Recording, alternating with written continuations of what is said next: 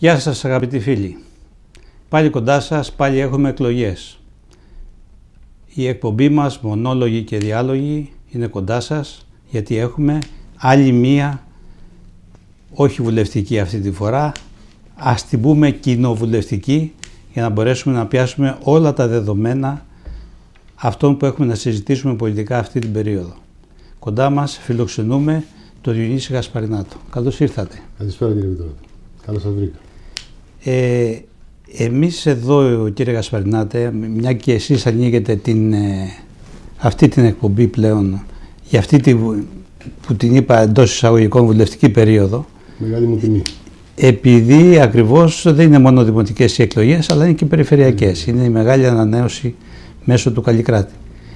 Λοιπόν, ήρθατε σε μια εκπομπή την οποία υπηρετούμε 14 χρόνια. Και πρέπει να το αναφέρουμε στον κόσμο, διότι τα χρόνια περνάνε εύκολα και έχουμε κάνει εδώ πάνω από 250 εκπομπές, πολιτικές πάντα, για να βοηθήσουμε τον κόσμο να καταλαβαίνει κάθε φορά τι γίνεται και να δώσουμε μια πρόσκληση σε όποιον θέλει να παρίσταται εδώ, ότι μπορεί ελεύθερα να έρχεται κοντά μας.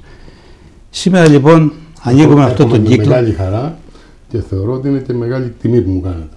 Και σας ευχαριστώ για αυτό. Ευχαριστώ και εγώ πάρα πολύ για την παρουσία σας εδώ και πρέπει να αναγνωρίσουμε στον κόσμο την ανάγκη πληροφορίας. Και πληροφορίας, κύριε Γασπαρινάτη, με αυτή την περίοδο εντονότατης ανάγκης, διότι έχουμε πλέον όχι έστω και τα μεταβαλλόμενα δημοτικά προβλήματα που βγαίνουν σε ένα δήμο, όλη η Κεφαλονιά, όλος ο κόσμος το έχει περάσει από το πετσί του την περίοδο αυτή στο τι αλλαγές γίνονται. Κυρίως όμως θα μιλήσουμε για αυτό που θέλετε κι εσείς να υπηρετήσετε, την περιφερειακή διοίκηση.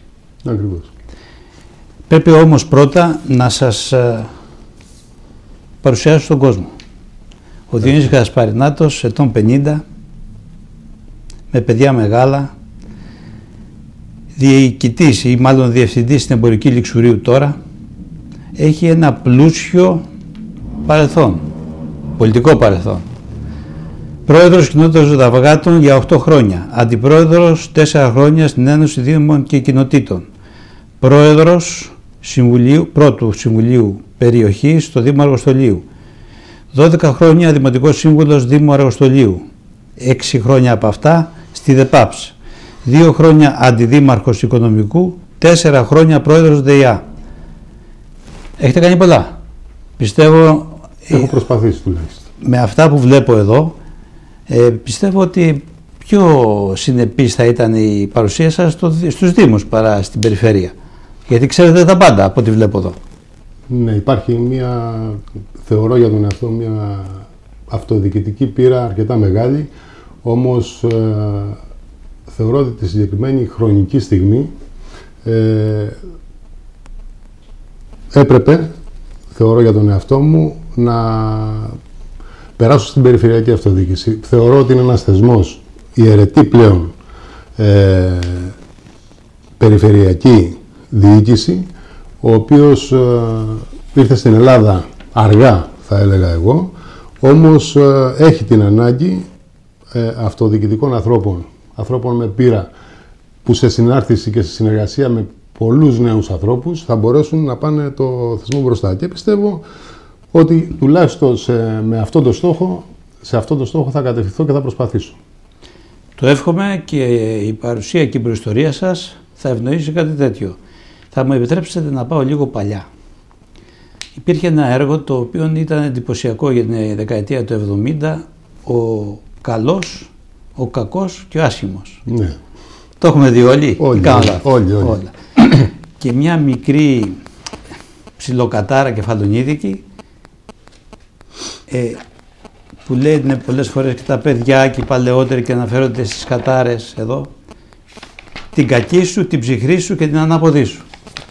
Το ξέρετε αυτό? Το έχετε ακούσει πολλές φορές. Κεφαλονίτικο, 100%. Λοιπόν, τις προηγούμενες μέρες άκουσα από μια γυναίκα στην περιοχή μας να εκφράζεται έτσι, αναφερόμενη στην εποχή, λέγοντας επιλέξει την κακή σας, τον κακό σας, τον ψυχρό σας και τον ανάποδο σας καιρό, προς ποιους. Γενικά στο κλίμα. γενικά στην εποχή, γενικά στη μειωμένη σύνταξή της, που έπαιρνε και γι' αυτό μιλούσε με αυτόν τον τρόπο έτσι σε μια συντροφιά ανθρώπων. Δηλαδή περνάμε μια εποχή, την οποία και εσείς θα πρέπει να έχετε παρατηρήσει ότι δεν είναι εύκολη επικοινωνιακά, ούτε είναι εύκολη πολιτικά, έστω και για τον Καλλικράτη, να αναφέρεται κάποιος χωρίς να έχει από πίσω του την πλάτη του καρφωμένη τα μάτια του κόσμου. Πώς παρουσιάζεται αυτή η εποχή στο δικό σας πρόσωπο, στη δική σας πολιτική φιλοσοφία? Καταρχήν εγώ θα συμφωνήσω με τη συμπολίτησα, όπως ανέφερες, η οποία είπε ότι περνάμε ένα καιρό δύσκολο, στραβό και ανάποδο. Πραγματικά η καιρή που ζούμε είναι πάρα πολύ δύσκολη.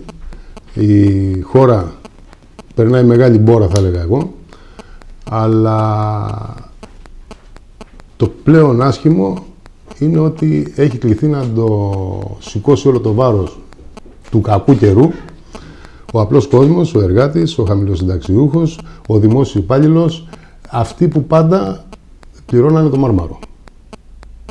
Δεν θέλω να εκμεταλλευτώ τον καιρό και να πω ότι είμαι αντιμνημονιακός, όπως λέγεται τελευταία. Σαφώς είμαι εναντίον του μνημονίου και όλης αυτής της κατάστασης που έχει δημιουργήσει στην Ελλάδα, και πιστεύω ότι ο κόσμος θα πρέπει να αντισταθεί μέσα από αυτές τις εκλογές. Είναι μια ευκαιρία να εκδηλώσει την αντίθεσή του, να εκδηλώσει την αντίδρασή του σε όσα κακά του έχουν συμβεί το τελευταίο καιρό. Πιστεύω βέβαια ότι είναι στο χέρι όλων μας να αντιστρέψουμε την κατάσταση και να παλέψουμε για ένα καλύτερο αύριο. Και ένα αύριο το οποίο θα το έχουμε χαράξει εμείς μέσα από τα όργανα της αυτοδιοίκησης, μέσα από ανθρώπους, μέσω ανθρώπων, οι οποίοι έχουν ένα συγκεκριμένο παρελθόν και έχουν βαδίσει στο σωστό δρόμο μέχρι σήμερα. Μάλιστα. Θα πρέπει να εξηγήσουμε στον κόσμο που μας παρακολουθεί ότι εσείς ανήκετε στον συνδυασμό, πείτε μας, που ανήκετε στην περιφέρεια Ιωνίων Νήσων. Εγώ σε αυτές τις εκλογές, κύριε Βιτοράτε, συμμετέχω, κατεβαίνω, εκτίθεμαι σε αυτές τις εκλογές με το συνδυασμό Εφτανησιακή Αναγέννηση, ο οποίος έχει επικεφαλής τον Γιώργο τον Καλούδη για περιφερειάρχη. Στην Κέρκυρα. Περιφερειάρχη των Ιόνιων νησιών, των Επτανήσων θα έλεγα. Ναι. Μου πάει καλύτερα των Επτανήσων. Και αντιπεριφερειάρχη Κεφαλονιάς, στο γνωστό σε όλους μας, στον Δήμαρχο Αργοστολίου, τον Μάκη το Φόρτε. Τον Αντάρτη. Δεν έτσι τον λέει ο κόσμος. Ο κόσμος δεν νομίζω ότι τον θεωρεί Αντάρτη. Ο Μάκης πάντα ήταν ένα άτομο με πολλή ενέργεια, δραστήριος. Δεν θεωρώ σε καμία περίπτωση ότι είναι Αντάρτης με την έννοια αυτή που θέλει να του προσδώσει κάποιος κακόβουλος. Μάλιστα. Θεωρώ ότι είναι μια κίνηση καθαρά αυτοδιοικητική, μια κίνηση που έχει να κάνει μόνο με τα προβλήματα της περιφέρειας, η οποία προέρχεται από ανθρώπους της κοινωνίας μας, από ανθρώπους της αυτοδιοίκησης, όπου σε συνεργασία, το ξαναλέω πάλι, με νέους ανθρώπους, γιατί ο συνδυασμός έχει μέσα και αρκετούς νέους ανθρώπους, θα προσπαθήσουν για ό,τι καλύτερο. Πάντως,